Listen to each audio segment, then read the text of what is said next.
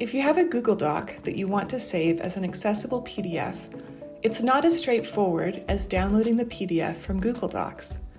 I've been exploring workflows to improve accessibility of exported Google Docs, and here's what I've found to work so far.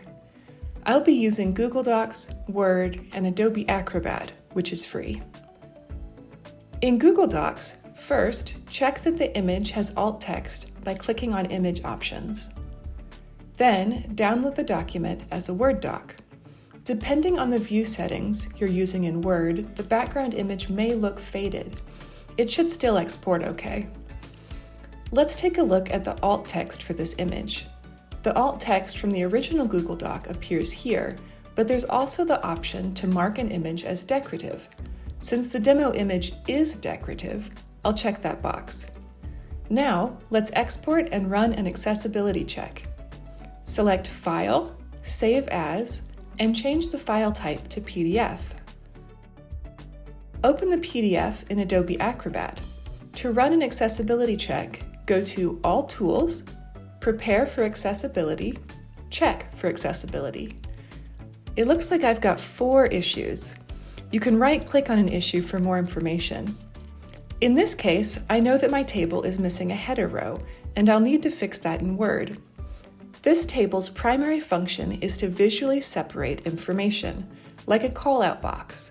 I could either move the information out of a table, or I could add a header row. In this case, it's the name of this section. Then navigate to the table design settings and mark this row as a header row. Now I'll export as a PDF and run another accessibility check. The table issue is fixed, but I still have an issue with the title and 2 items flagged for manual review. To fix the title, I'll right-click and select Fix.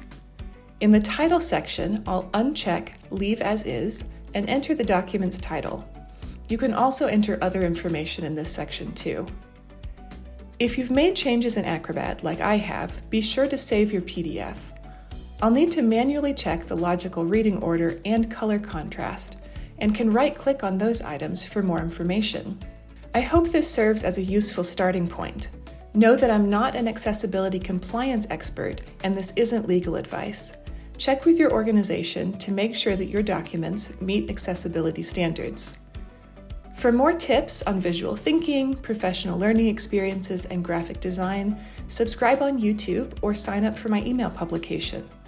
I look forward to seeing you online soon.